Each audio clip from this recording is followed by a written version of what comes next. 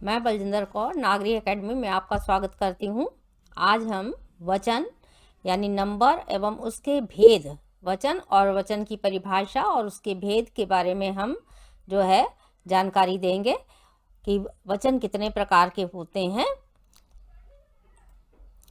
देखिए, परिभाषा संज्ञा शब्द के जिस रूप से उसके एक या अनेक होने का बोध हो उसे वचन कहते हैं। तो जैसे स्क्रीन पर आपके 4-5 उदाहरण दिए गए हैं कि लड़का पढ़ रहा है, लड़के पढ़ रहे हैं, संतरा मीठा है, लड़कियां नाच रही हैं। तो अब वचन का मतलब ही नंबर से है कि नंबर 1 है कि 2 है या 4 है या उससे अधिक हैं। तो वहाँ पर आप कैसे पहचानते हैं? तो हिंदी में आप जो है वचन और अंग्रेजी भाषा में उसे नंबर आप कहते हैं।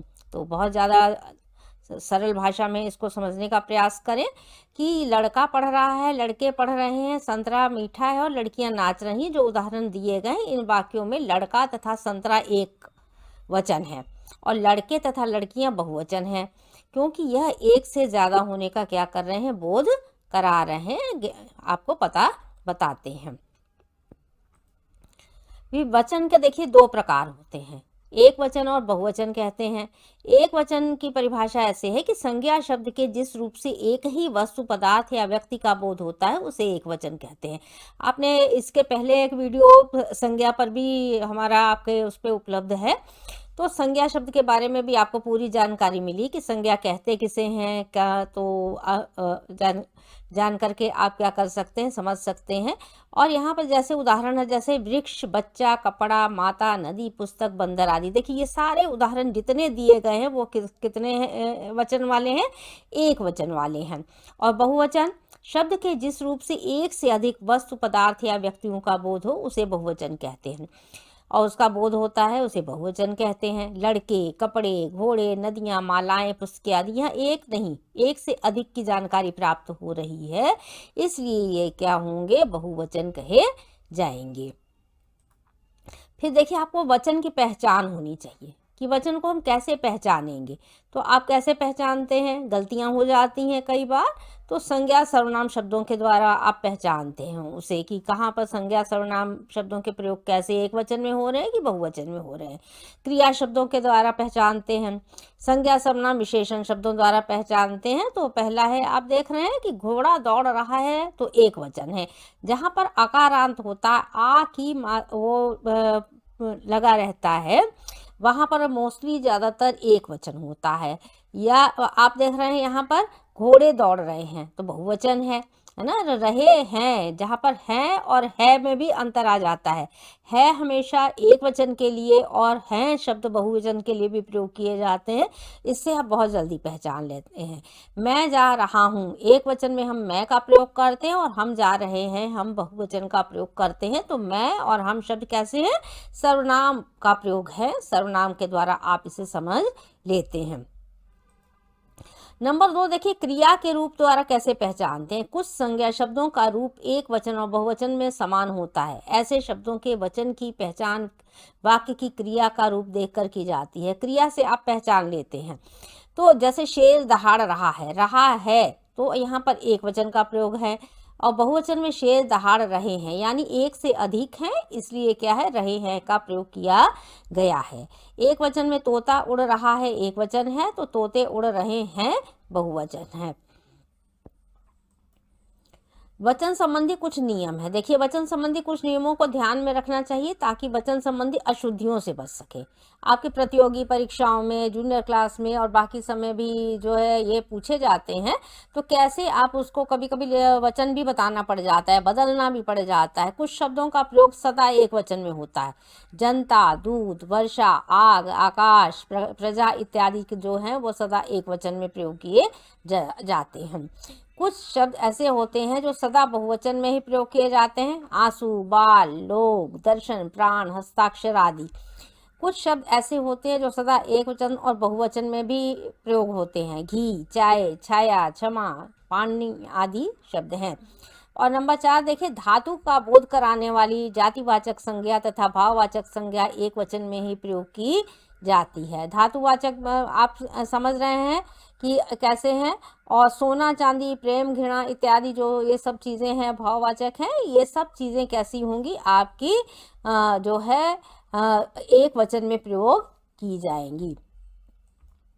देखिए एक वचन से बहुवचन कैसे बनते हैं। तो आपको अगर एक वचन दे दिया गया कहा और कहा कि बहुवचन बनाइए या कौन सा शब्द एक वचन है बताइए, कौन सा बहुवचन है, तब भी आप करते हैं। तो यहाँ पर देखिए थोड़े थोड़े शब्द दिए गए हैं, तो जो स्क्रीन पर आपके उपलब्ध हैं कि कैसे अकारांत यानी अ वाले जिसे कहते हैं, इसीलिए अकारांत, उकारांत और इकारांत कहा जाता है उन्हें। तो सरल भाषा में आप उसे समझ सकते हैं, जैसे पत्ता, आ का प्रयोग किया जा रहा है ना, तो अंतिम आ है। देखिए आखिरी जिसको कहते हैं अंतिम माने आखिरी आ के स्थान पर ए का प्रयोग। पत्ता हुआ तो पत्ते, पंखा पंखे, बच्चा बच्चे, कमरा कमरे और लड़का लड़के, घोड़ा घोड़े, तोता तोते और जूता जूते और रास्ता रास्ते जैसे शब्द है, कपड़ा कपड़े जैसे शब्द है, ए का प्रयोग किया गया है बहुवचन बनाने में।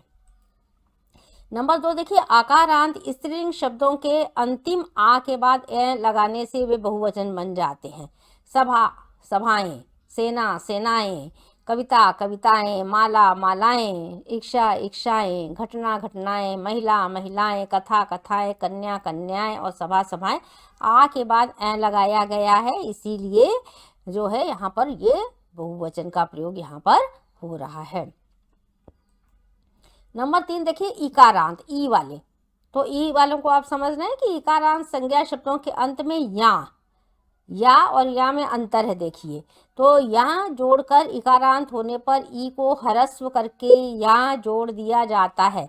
तो आप देख रहे हैं ह्रस्व माने छोटा, छोटे के लिए ह्रस्व का प्रयोग होता है, छोटी ई का प्रयोग जहाँ पर होगा वहाँ पर ह्रस्व, और दीर्घ हम कहते हैं बड़ी ई वाले प्रयोग के लिए। तो इसलिए आप समझ लें, जैसे तिथि में छोटी ई का प्रयोग है, तिथियां, बकरी में बकरियां बनेगा, रोटी रोटियां, शक्ति शक्तियां, नारी नारियां, नदी नदियां, देवियां मछलियां, और इसी तरह राशि राशियां, पंक्ति पंक्तियां। जब हम बहुवचन बनाते हैं तो एक चीज़ की मात्रा का ये प्रयोग आपको समझ लेना चाहिए कि जब भी बहुवचन में हम इसको लिखेंगे तो छोटी ई की मात्रा में ही हम इसको परिवर्तित करेंगे, न कि जो बड़ी ई की मात्रा, जैसे रोटी में रोटियां हैं तो बड़ी ई की मात्रा लगा देंगे तो आपका ये शब्द गलत हो जाएगा, सही नहीं होगा, बहुवचन नहीं, उसकी मात्रा स्पेलिंग रॉन्ग हो जाएगी, तो उसको भी ध्यान में रखना है।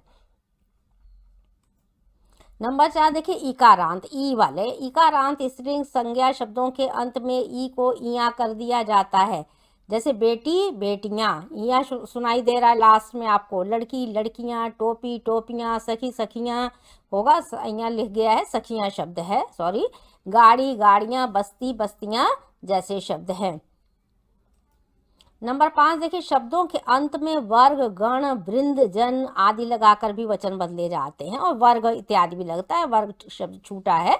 अध्यापक को अध्यापक गण आप कहते हैं, साधु जन, पक्षी वृंद, कविगण, गुरुजन, पाठक वर्ग, कर्मचारी गण, नेता गण, युवा वर्ग, सेना दल जैसे शब्दों का प्रयोग किया जाता है। तो ये जो है बहुवचन बनाने में इनके प्रयोग होते हैं। तो इस प्रकार से आप देख रहे हैं कि 5 तरह से आपने देखा कि वचन बदले जाते हैं तो कैसे परिवर्तित हो जाते हैं, यानी बदलाव कैसे कर सकते हैं, कहाँ कहाँ पर हम बदलेंगे तो वो एक वचन से बहुवचन हो जाएंगे और बहुवचन से एक वचन में हम उसको बदलेंगे। इस प्रकार से पूरा पाठ का आपने अध्ययन किया। चैनल को सब्सक्राइब करें, वीडियो को लाइक करें, शेयर करें।